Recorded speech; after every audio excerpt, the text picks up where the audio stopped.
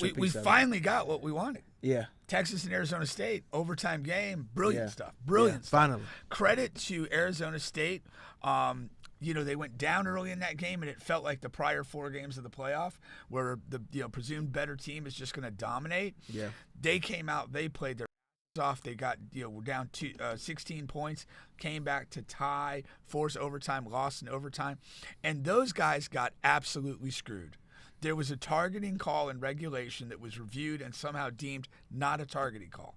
They knocked the guy out with head-to-head contact. Yeah. He had to be helped from the field of play with clear head-to-head contact, and somehow they concluded that wasn't targeting. That was an egregious miscall. And they did review it, which made it even stupider. It wasn't something that was just missed heat of the moment by the officials on the field. You stopped the game, reviewed it, well, this guy is being helped to his senses, and still say no targeting? That was dog. The whole fan base feels screwed in that moment for sure. They should feel screwed for the rest of eternity. Yeah. The thing about it is we see the big dogs going up against, the higher seeds going up against the lower seeds, and for the most part it's been like sheer domination to the point where it's like, okay, was this 12 football team format really good for entertainment and good for television? I mean, I guess I understand the financial piece. We finally got what we wanted. Yeah. Texas and Arizona State, overtime game, brilliant stuff. Finally. Credit to Arizona State.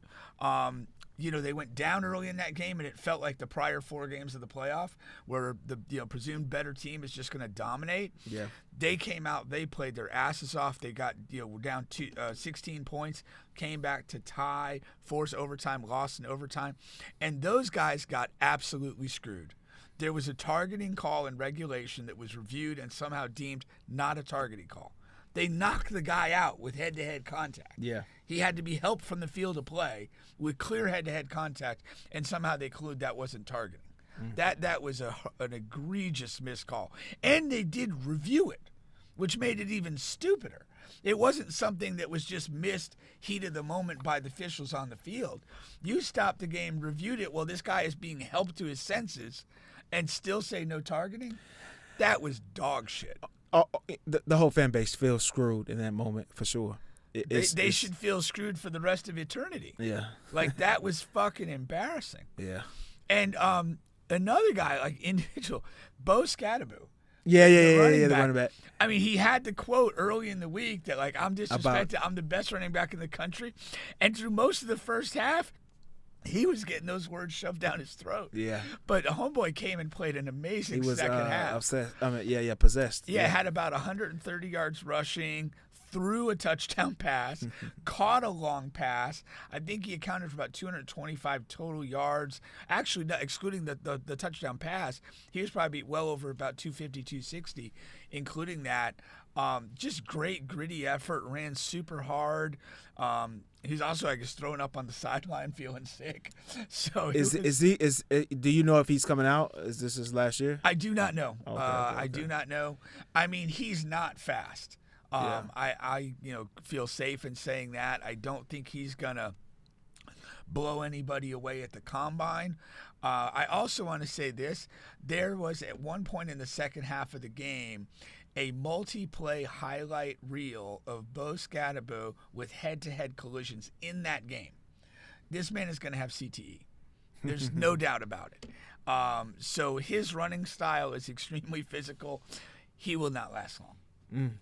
But credit to what he is right now. Wish him the best. Really enjoyed watching him play today.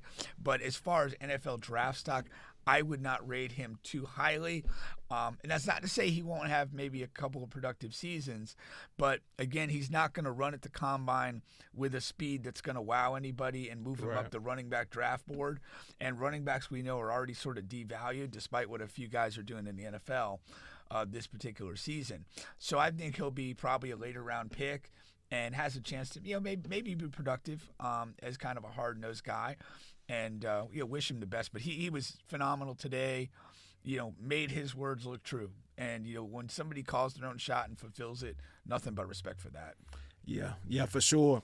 Now, what about some of these other games? You saw Boise State and Penn State. Yeah, super disappointing game. Boise State just didn't have it on the line of scrimmage. For the most part, Genty was sort of bottled up. Yeah, second half he got loose a little bit. But. Yeah, quarterback was, for me, very bad. I think he had a decent amount of yardage, but the picks were terrible. Yeah. Very, very bad football there.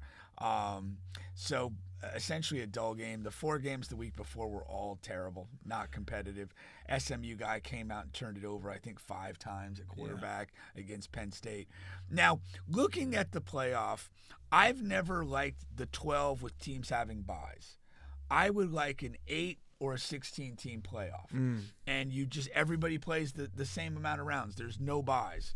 You go 1 versus 8, 2 versus 7, 3, 6, 4, 5, or if you wanted to expand to 16. 12, you create this thing where you got the 4 teams with the byes and the other teams playing, which is not, I just don't like that. I'm not a big fan of byes. But the other critical thing that you have in the first round is those are home games for the higher seeded team. And so most of those games were played in cold climate, which is not good for football, in my estimation. No.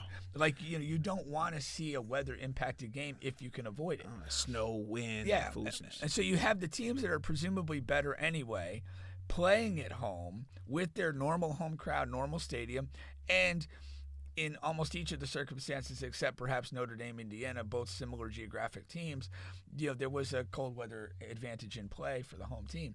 Unnecessary. You have tons of these little horseshit bowls. Yeah. Repurpose those to cover the first round.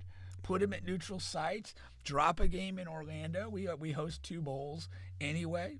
So I think that would be a change I'd strongly recommend. If you're not going to go to 8 or go to 16, absolutely use bowls for every round of this thing. Don't do the home game thing again. It created 4 lopsided, uncompetitive games. So when I left the house, Ohio State was still in command on Oregon. I don't know if that's still the case. But it was literally 34-8 at the half. So that was another game that was not very good.